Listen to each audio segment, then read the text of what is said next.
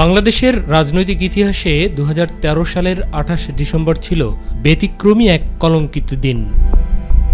গণতান্ত্রিক অভিযাত্রা স্তব্ধ করে দেওয়ার এক ঘৃণ্য চক্রান্ত বাস্তবায়নেরও দিন 28 ডিসেম্বর। স্বৈরাচারী আওয়ামী লীগ সরকারের একক নির্বাচনের বিরুদ্ধে 29 ডিসেম্বর মার্চ ফর ঢাকা কর্মসূচিতে তৎকালীন বিরোধী দলীয় নেতা ও বিএনপি চেয়ারপারসন বেগম খালেদা জিয়া যাতে অংশ নিতে না পারেন, সেজন্য তাকে রাজধানীর গুলশানে তার বাসভবনে আটকে রাখতে ব্যারিকেড দেয়া হয় বালু বোঝাই ট্রাক দিয়ে। শত প্রতিবন্ধকতা সত্ত্বেও কর্মসূচিতে অংশ নিতে আপসীন নেত্রী বেগম খালেদা জিয়া বের হন বাসা থেকে, কিন্তু 8 প্লাটুন পুলিশ আর বিপুল সংখ্যক র্যাবের বেষ্টনীর বাধা পার হওয়া সম্ভব হয়নি তার। খালেদা জিয়ার গাড়ির বহরের সামনে বিপুল সংখ্যক সদস্য নিয়ে দাঁড়িয়ে থাকেন পুলিশ অফিসার আয়েশা সিদ্দিকা, যিনি পরবর্তীতে একাধিক পদোন্নতি পান।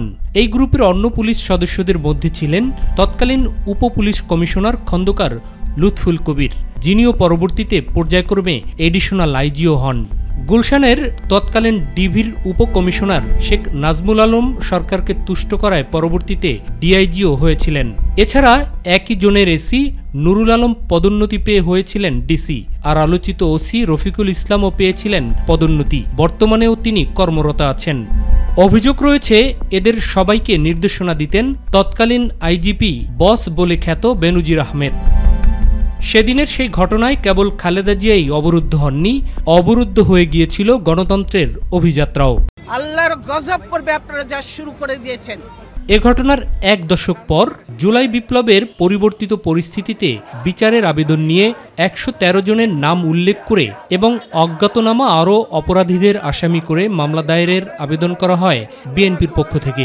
আমরা এই মামলার আসামি করেছি সাবেক স্বৈরাচারের অবৈধ প্রধানমন্ত্রী শেখ হাসিনা সহ 113 জনের বিরুদ্ধে। ওই সময়ের সমস্ত র্যাব এবং আইজিপি হাসান মাহমুদ খন্দকার থেকে শুরু করে আপনার শহীদুল হক থেকে শুরু করে তারপরে আপনার ডিএমপির কমিশনার আসাদুল হক মিয়া থেকে শুরু করে এরকম করে 113 জনের বিরুদ্ধে মামলা দায়ের করেছি। গুলশান থানার অভিযোগ দায়েরের পর দ্রুত দোষীদের বিচারের আওতায় আনার দাবি জানান অভিযোগ দায়েরকারীরা। পেপার স্প্রে যেটা নিষিদ্ধ বিশ্বব্যাপী, সেটা ওখানে স্প্রে করা হয়েছে। তাকে অবশ্যই হত্যা চেষ্টা করা হয়েছে এবং বিষাক্ত স্প্রে করা হয়েছে, নাহলে তাদের ইন্টেনশন ছিল সেদিনই তাকে হত্যা করা। তদন্ত সাপেক্ষে প্রকৃত অপরাধীদের বিরুদ্ধে আইনানুগ ব্যবস্থা নেওয়ার কথা জানান থানার ভারপ্রাপ্ত কর্মকর্তা।